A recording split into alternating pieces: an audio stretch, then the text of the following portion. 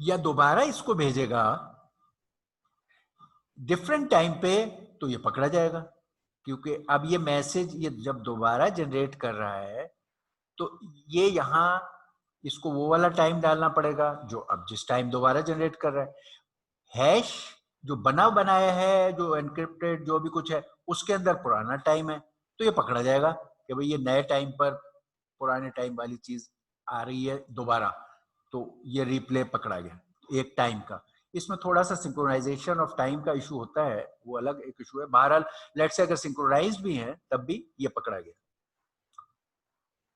दूसरा तरीका लोगों ने ये निकाला है जिसको हम ज्यादा इस्तेमाल करेंगे, nouns solution, nouns based solution.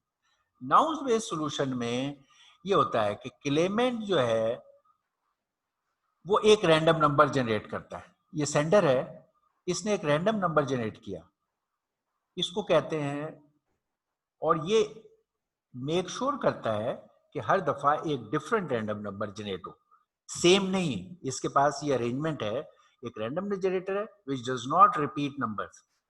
ठीक, तो ये एक इसको कहते हैं नाउंस। हम इस केस में ये अपने पास वो लिस्ट में डाले हुए, जब ये कोई मैसेज भेजता है उसके साथ ये नाउंस अटैच करके भेज देता है दूसरे एंड। ठीक, अब यहाँ पर ये मैसेज भी है, इसके साथ ये नाउंस लगा हुआ है, और ये उसका हैश में भी ये डला हुआ है, तो ये दूसरे एंड पे गया। दूसरे एंड वाले ने मैसेज निकाला और उस नाउंस को भी अपने टेबल में इसने भी एंटर कर लिया नाउंस को। ठीक है, ये नाउंस तय है कि इसने कभी भी एक नाउंस दोबारा नहीं भेजना।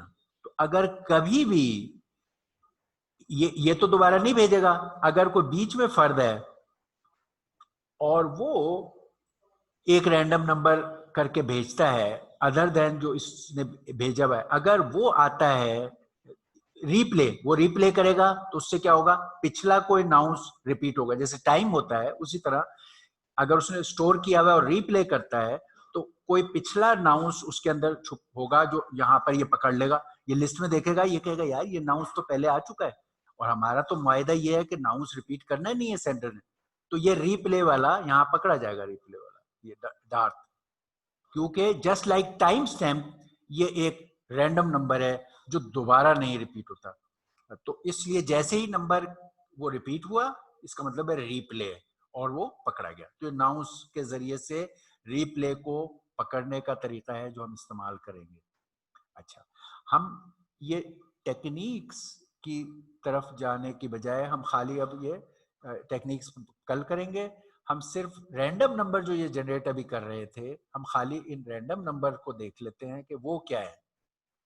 रैंडम नंबर दो तरह से होते हैं, एक absolute random real time random numbers और एक सूडो रैंडम नंबर।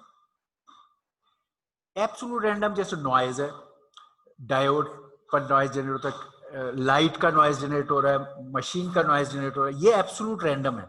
मगर इसमें मसला क्या है कि आप सेंडर एंड और रिसीविंग एंड दोनों पर एक ही नंबर जनरेट नहीं कर सकते क्योंकि वो रैंडम है। एक डायोड दोनों तरफ लगा देंगे अगर रैंडम जनरेशन के लिए, की के लिए, तो वो कुछ और की जनरेट करेगा, वो कुछ और की। तो इनको इतना रैंडम को जनरेट करना और ऑल द टाइम ट्रांसमिट करना इज ए इशू। इसलिए एब्सोल्यूट रैंडम पर सिस्टम नहीं बनते, सूडो रैंडम में बनते। सूडो रैंडम में जो सिस्टम बनते हैं वो उनके अंदर कोई डिटर्मिनिस्टिक प्रोसेस होता है यहाँ, और उसमें हम यहाँ कोई एक सीक्वेंस को खुद बनाते हैं, मगर वो ऐसा सीक्वेंस बनाते हैं कि वो बहुत लंबे टाइम के बाद रिपीट हो, ताकि वो रैंडम लगे फॉर क्वाइट सम टाइम। क्योंकि जब वो रिपीट होना शुरू हो जाएगा तो मामला खराब है। तो उसके स्टार्ट के पॉइंट को किसी सीड से डिफाइन करते हैं, आउटपुट को फीडबैक करके इस्तेमाल करते हैं, और इस तरह सूडो रैंडम जनरेटर हम बनाते हैं। सूडो रैंडम जनरेटर आप भी अपने उसमें बनाओगे, आपको जरूरत पड़ेगी रैंडम की जो जनरेट करनी है। वाइल आजकल पावरफुल सूडो रैंडम जनरेटर इससे ज्यादा पावरफुल है जो हमारी अगली स्लाइड्स में है, मगर आपके पॉइंट ऑफ व्यू से आप सिंपल वाले random generator, pseudo random generator खुद बना सकते हो। एक उसमें ये लीनियर कॉन्ग्रुएंट जनरेटर है जो ये इस्तेमाल करता है ये के ये कांस्टेंट्स हैं ए बी और ये एन बी मॉड के, ये आपके हैं।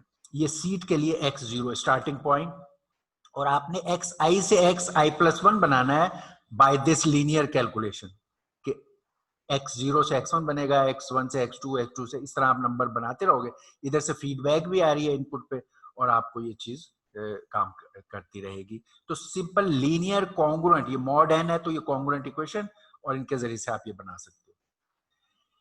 इसका नुकसान ये है कि नंबर 1, दो, जैसे हमने पहले देखा लीनियर इक्वेशंस को, दो लीनियर इक्वेशन को सॉल्व करके 2 अननोन्स मालूम किए जा सकते हैं। तो आप 2 वैल्यूज ले लो तो आप इसको ब्रेक कर सकते हो, ये इसका नुकसान है। बहरहाल it can be a simple random generator, you may use it. ठीक, इसी को थोड़ा सा कॉम्प्लिकेटेड करने के लिए लोगों ने ये किया है कि इसको लोगों ने कहा कि हम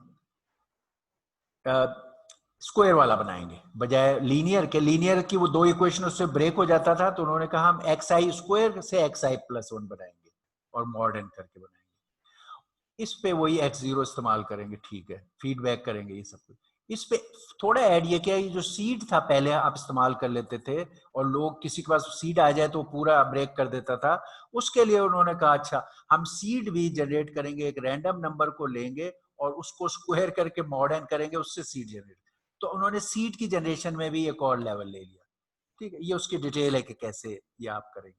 तो इससे काफी इम्प्रूव। और फिर आखिर में ये बाइनरी है कि जो कुछ आंसर आएगा उसकी एक लीस्ट बिट आप इस्तेमाल कर लेंगे इस पूरी कैलकुलेशन के बाद, फिर इसे रिपीट करेंगे, फिर अगली का एक बिट। तो ये बाइनरी नंबर जनरेट करता है, और इसको आप इस प्रोसेस से करते हैं, तो थोड़ा सा ज्यादा पावरफुल है। लोगों ने इससे ज्यादा पावरफुल बनाए हैं। अभी हम आपको वो उसमें ज्यादा डिटेल में वो नहीं, मगर ये उसकी एग्जांपल्स हैं कि अगर आप मल्टीपल टाइम्स डीएस वगैरह को इस्तेमाल करो तो आप इस तरह के रैंडम नंबर जनरेटर ज्यादा पावरफुल जो आंसी स्टैंडर्ड के हैं वो बना सकते हैं। ये उसकी स्लाइड, ये 2 एग्जांपल कि आप अगर एएस डीएस वगैरह को मुख्तलिफ कॉम्बिनेशंस में रिपीटेडली इस्तेमाल करो, तो जैसे हैश वगैरह में हो जाता था, इसी तरह रैंडम नंबर जनरेटर भी आप बड़े पावरफुल सूडो रैंडम जनरेटर भी बना सकते हो। ये उसकी एग्जांपल है। मगर आपको इम्प्लीमेंटेशन वाइज फिलहाल हम कहेंगे either you can use this one और maybe this one for your random number generation for the semester project. Okay, see you next time इंशाल्लाह, और अल्लाह हाफिज।